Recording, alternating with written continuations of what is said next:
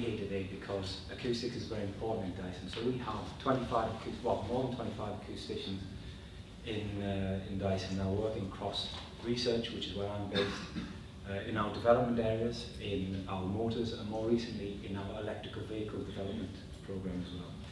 So we have very strong capability, and that is now also starting to change the way we design and develop our products as well. So 5,127 prototypes. That's how many iterations it took to develop our first product, the DC01. And this was really born out through James's belief that you have to build something and break it and find out why it doesn't work in order to really be able to then make it better and make it better again. However, over time we've become more sophisticated, our products have become more energy dense, smaller, more compact, and the interactions between the individual components, the software, the hardware, all of these things mean it's not possible to get as far as you can with just prototyping on its own. So we need to start thinking about new ways and methodologies of approaching our development cycle in order to make an impact. And acoustics is a really great way of highlighting this, because quite often, especially for people you've never worked with before, they say, oh, we'll just stick to 4 minutes, it'll be fine, won't it? So we can go through the cycle. We have a product, we stick some media in there, and it reduces the noise. Brilliant. But in order to reduce the noise, we've had to stick a restriction in there, and that's cost us some energy. So now we then need to go through and increase the motor speed, because we need to get our performance back. But in turn, that increases the noise, we're doing more duty, and we're back to where we started almost. And so for very marginal gains, we've just wasted a lot of energy. So we can keep going through this cycle many, many times, or we can think, actually, is there a better way of approaching this? And so about 7 years ago, Fred set up the air acoustic research team within Dyson. And the idea of this team is to bring together experts in turbo machinery, fluid dynamics, and acoustics. And so these are normally areas that would compete against each other for performance, or acousticians tend to turn things down. And obviously, by bringing everybody together and working towards one goal, we can start to have a kind of new philosophy in system design. And we work with our design engineers and the engineering team on ensuring we cram the technology into the right package. We make sure we've got the right performance metrics, and of course, acoustics is central to that. And so when we work in this fashion, we can have some really big results. So the first product we worked on was our second generation bladeless fan. So the first fan delivered all the performance we wanted, but it came with a few noise complaints. So on the second generation, we really went to town trying to understand what it is the customer actually wanted from this product, so understanding how the airflow interacted with them and how they perceived it. And from there, we were able to optimize the exit slots.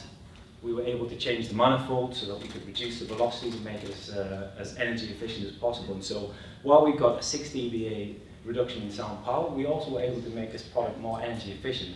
I think that's a key point, that when acoustics is embedded as part of the central philosophy, you win not just on the acoustics, but also on the energy and also on the overall design philosophy of the product. So taking a systems engineering approach is kind of central to what we do, but on our own we can't answer all the questions, and this is where we turn to our university collaborations to help us. So a good example of this is on our air blades. One of the big challenges with the acoustics of an air blade is that the sound power is driven by the high velocity jet which exits the product.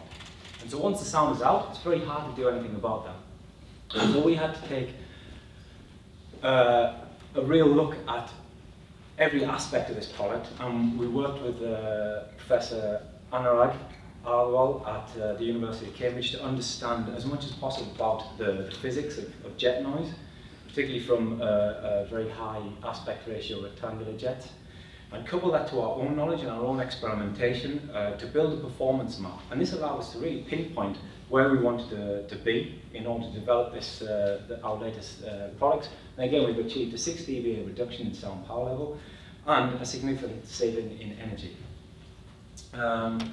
So it's all about understanding, and that's really driving how we work on our products. And to do that, we also need tools that help us at the earliest stages to understand how the products or the components interact together. And so we worked with the University of Salford a few years ago on a virtual acoustic prototyping system. And the idea behind this is that we can take individual components and subcomponents, we can characterize these, and then we can put them into a mathematical framework that allows us then to hear what that product sounds like. And this has some really powerful benefits in an industrial setting where you're trying to convince design engineers, well, look, this change, I admit it will cost you time and effort, but you can hear it now and you can see what that benefit is.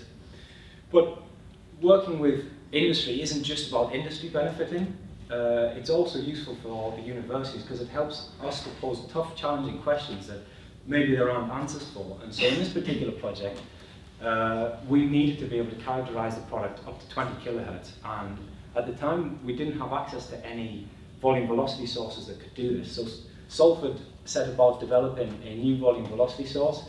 The graphs aren't brilliant, but basically they show a commercial offering against the directivity function of the new volume velocity source. So it has much better frequency response, and it has an omnidirectional directivity plot. And these are really important for characterizing our products in the way we need to.